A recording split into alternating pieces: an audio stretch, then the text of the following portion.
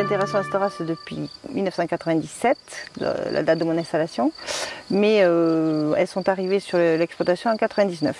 Voilà, parce que la difficulté, ça a été de trouver les premières.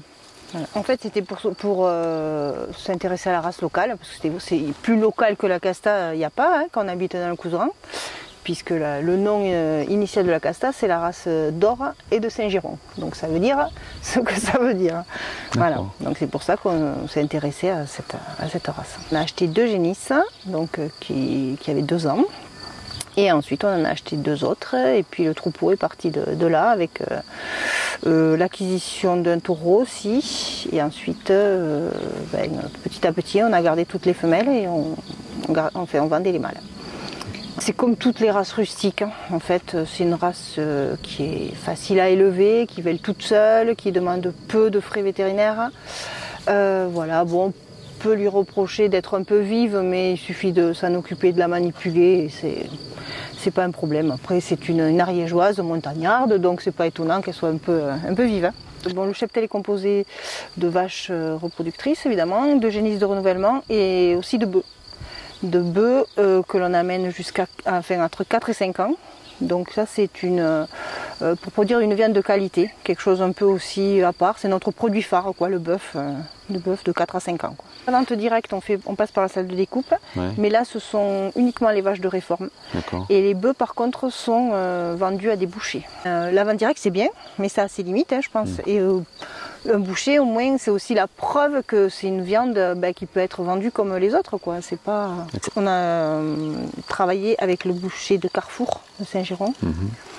Et celui de Salis du Salat aussi. Donc, parce que ces Carrefour s'intéressent à la viande locale. Les castas, elles ont été abandonnées, on va dire, hein, avec la loi d'orientation agricole dans les années 60. C'est pas dans les années 20 comme j'ai entendu récemment. C'est pas si vieux que ça quand même. Faut pas exagérer. À moins que ce soit les années 2020. Ça, je sais pas. Mais non, c'est la loi d'orientation agricole qui avait dit, il faut telle race pour le lait, telle race pour la viande. Et en Ariège et dans les Pyrénées en général, on n'a pas su garder nos races, hein, ça il faut dire ce qui est. On s'est plutôt intéressé à des races qui venaient d'ailleurs. Bon, la casta est tombée tellement bas que du coup elles étaient plus sélectionnées pour le lait, puis elles n'étaient pas assez productives. Donc, c'est pas le problème que le bête mâle soit plus fait avec la casta, c'est comme ça. Mais après, elles peuvent toujours être traites, hein, ça peut. Mais il n'y aura pas du lait comme une Primostein, évidemment. Ça dépend de ce qu'on recherche. Après, il n'y a aucune raison de la délaisser. Hein. Franchement, c'est des animaux faciles à élever, qui valorisent très très bien nos espaces. Après, je ne sais pas pourquoi, voilà. Les gens ne la choisissent pas, mais c'est peut-être un tort. Hein. Parce que après, elles sont résistantes, elles ont plein de... C'est une très très bonne viande, ça, ouais. Bon, après, comme toutes les races rustiques, hein, ça c'est sûr qu'elles ont quand même un grain de viande qui est différent des vaches qui ont été sélectionnées pour la viande, quoi, ça c'est sûr. En janvier 2014 a été créée l'association nationale pour la race casta. Le siège social est à la ferme d'Icare, hein, dans les locaux du PNR. Donc voilà, c'était aussi pour montrer que c'était bien une race locale. Ça nous semblait évident que notre siège soit dans les locaux du PNR. Et ça, pour les gens du PNR aussi, c'était Monsieur Rouge à l'époque. Lui, par contre, Monsieur Rouge nous soutenait beaucoup. Dès le départ, on a eu le soutien du PNR. Ouais. Ça, il faut le dire aussi, hein, parce que...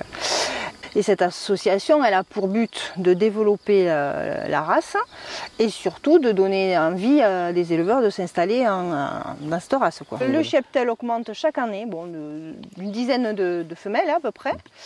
Mais après, ça permet aussi de la faire connaître au grand public. Ça, c'est...